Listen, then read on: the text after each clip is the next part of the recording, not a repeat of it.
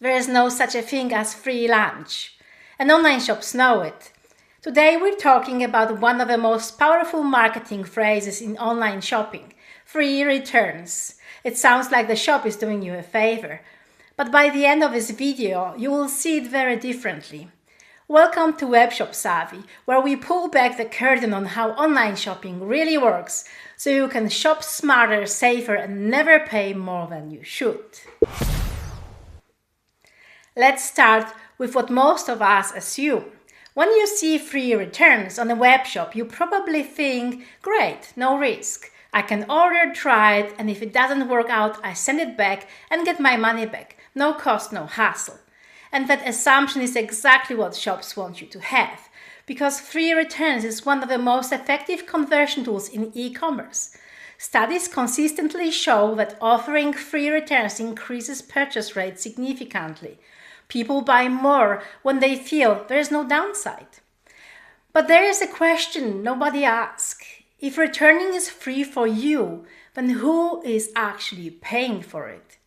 Spoiler, it's you. Just not in the way you'd expect. Before we get into the money side, let's clear up something that confuses a lot of European shoppers. Many people mix up two completely different things: their legal return rights and the shop's free returns policy. These are not the same thing, and understanding the difference can save you a lot of frustration. In the European Union, you have a legal right called the right of withdrawal. This means that when you buy something online, you have a minimum of 14 days to change your mind and return the item. No reason needed. The shop cannot take this right away from you. It's the law, and it applies across all European member states. Now this sounds great, and it is. But here's what the law does not guarantee. It does not say the shop has to pay for the return shipping. Under EU law, if the shop clearly states in their terms and conditions that the consumer pays for return shipping, that is completely legal. You have the right to return, but you might have to pay to send it back.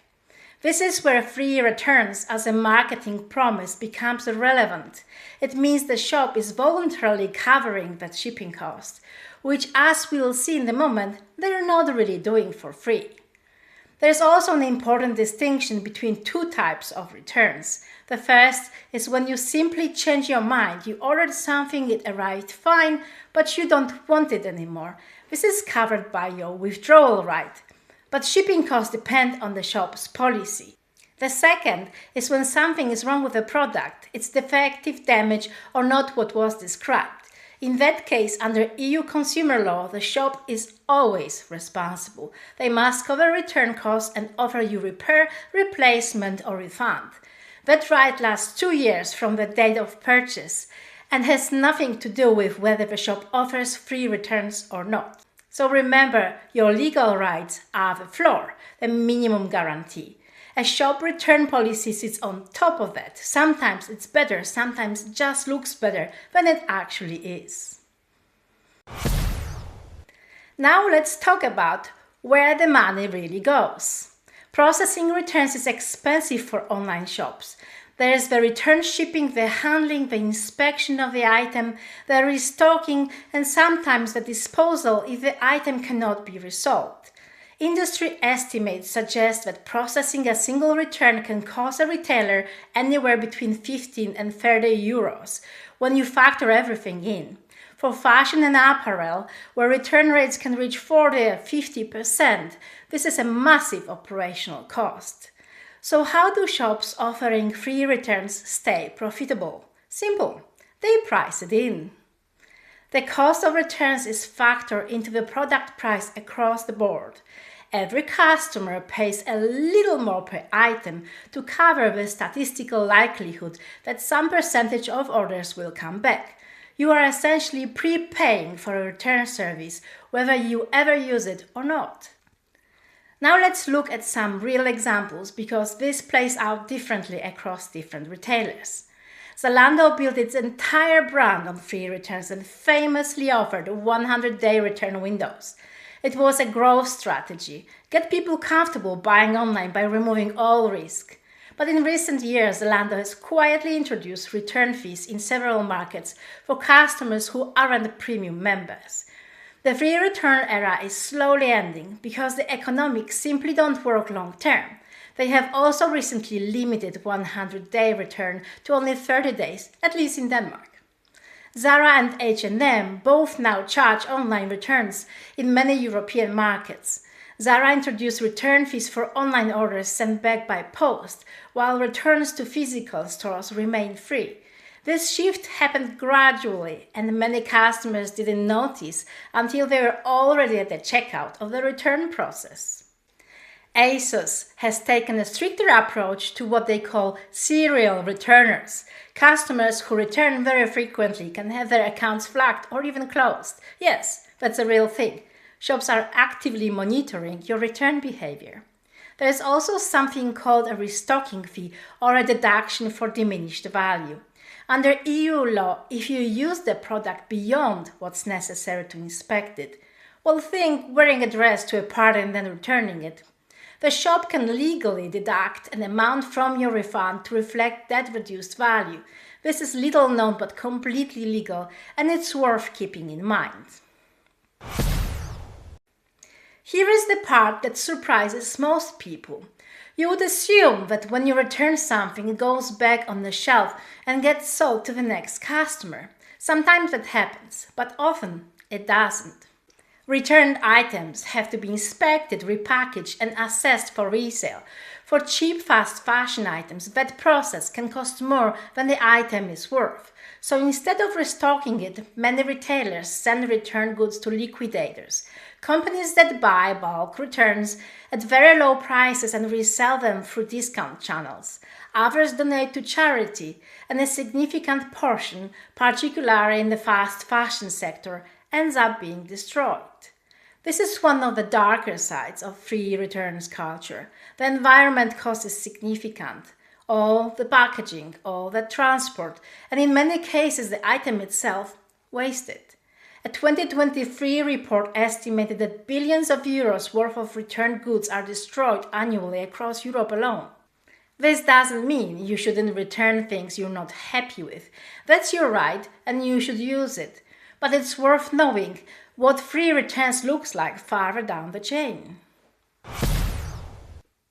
Now here is the angle that most people never consider. Every time you return something, you're giving the shop data. And data in e-commerce is incredibly valuable. When you return a pair of trousers because they were too small, the shop learns your sizing. When you return a gadget because it wasn't what you expected, they learn something about the gap between their product description and customer expectations.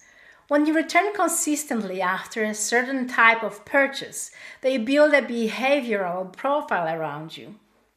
This data fits directly into how you retarget it.